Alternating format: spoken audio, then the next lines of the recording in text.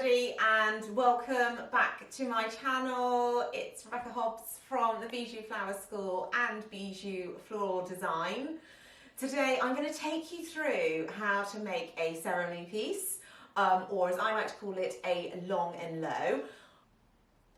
For this design I am going to be using floral fibre, such a mouthful, instead of the normal floral foam that you would normally see.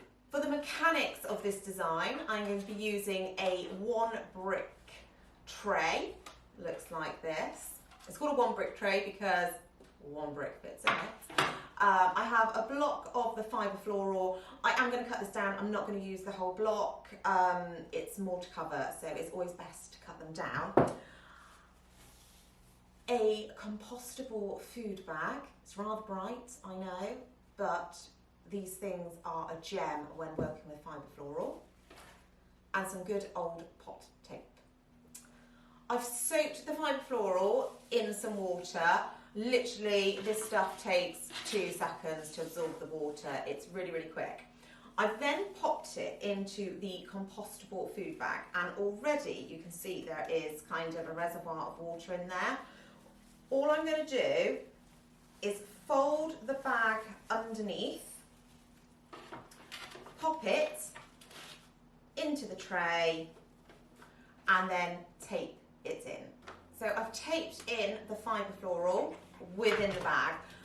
There's a couple of reasons why I use the bag, and this has been a bit of trial and error. I'm speaking with other florists that use this. Although it soaks up the water really, really quickly, when you start putting stems in, it also loses that water and you can end up flooding.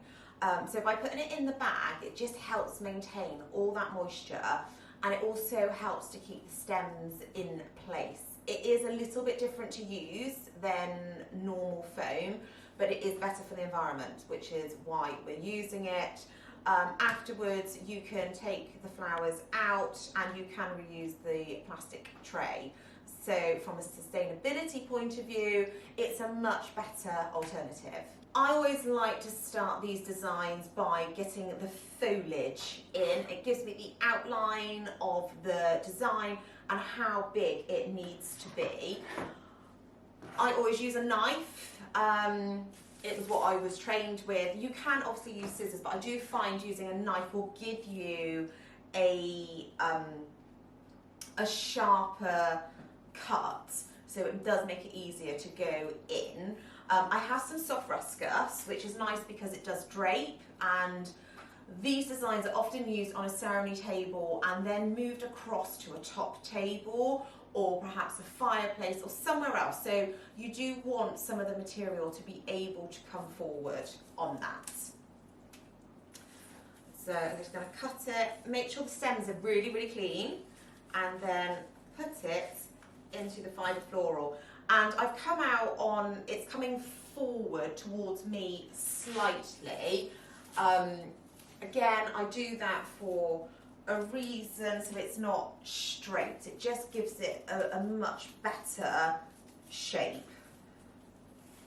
And I always kind of work one side, the other side, and make sure they're kind of even. So with that soft ruscus, I've literally cut it in half.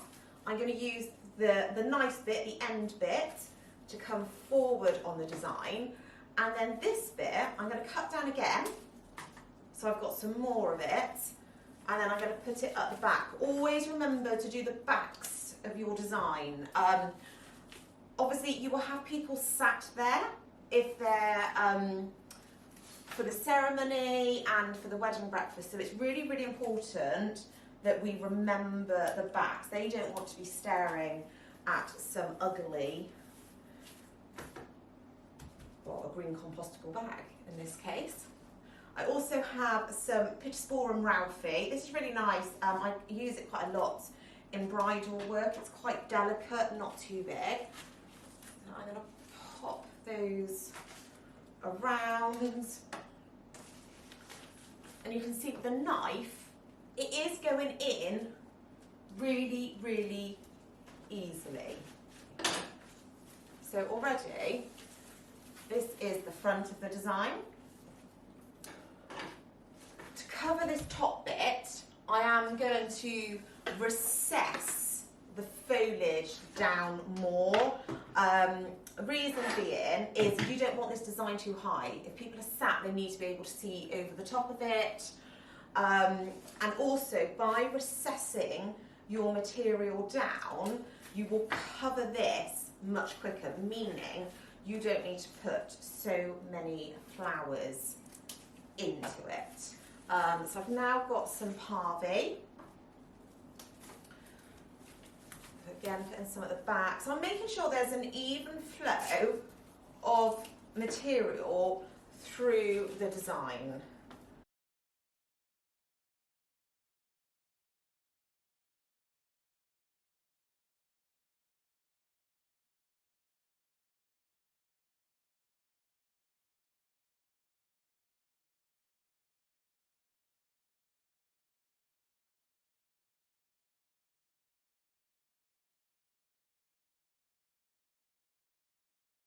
I also have some Centeria, the most popular type of eucalyptus. I'm sure when people say eucalyptus, this is the variety that they think. And again, I'm breaking it down. I'm getting as much out of the stem as possible. I'm not just using that top bit. Okay, so that's the design.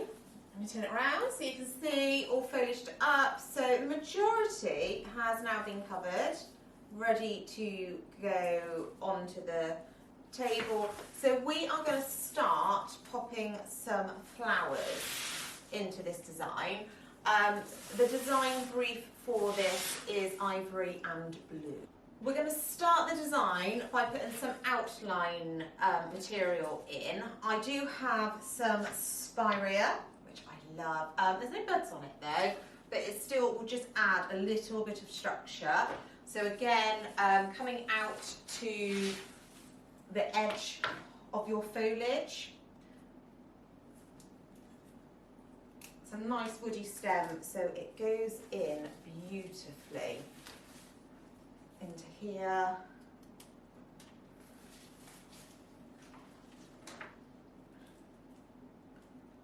And again, you can break it down the same way I did with the foliage. Just adds a little bit more interest. Pop some at back. So the next outline flower I'm going to put in is the Veronica. It's a very dainty flower. This design, they've asked not to be too big, so you can make them as big or as small as you need them to be. I'm grouping the flowers because you all know how I love to group as well. So I'm putting kind of two to three in one place. Focal flowers are going to be my roses. We're probably going to do those more towards the end.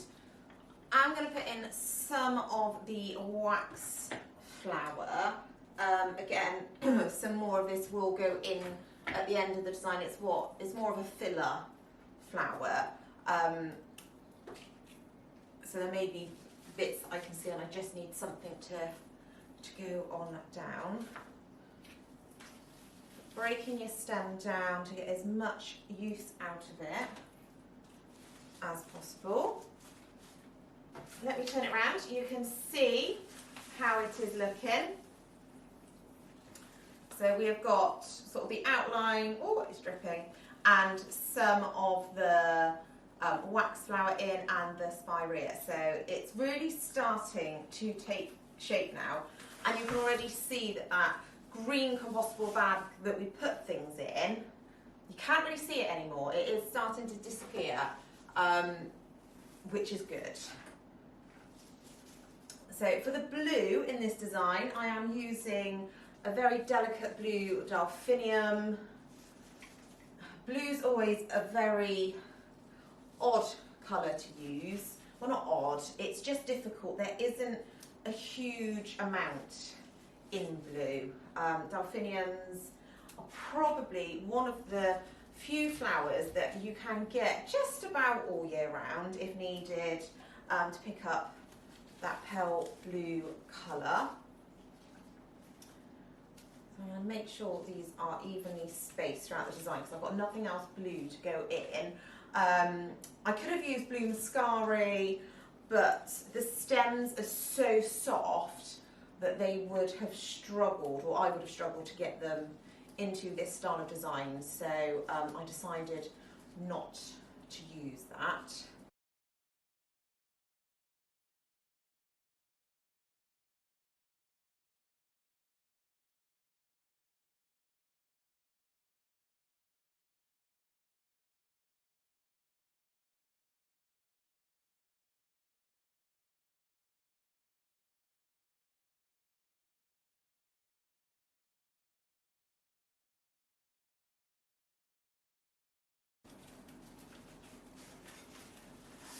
Around again so you can see that it is really starting to take shape.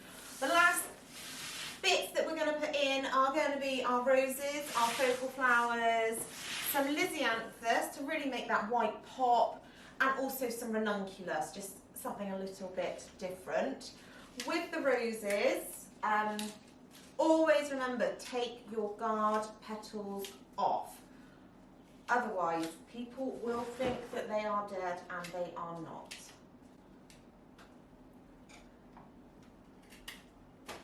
So I'm going to do a cluster at the centre, and then just bringing a few of them out to the sides.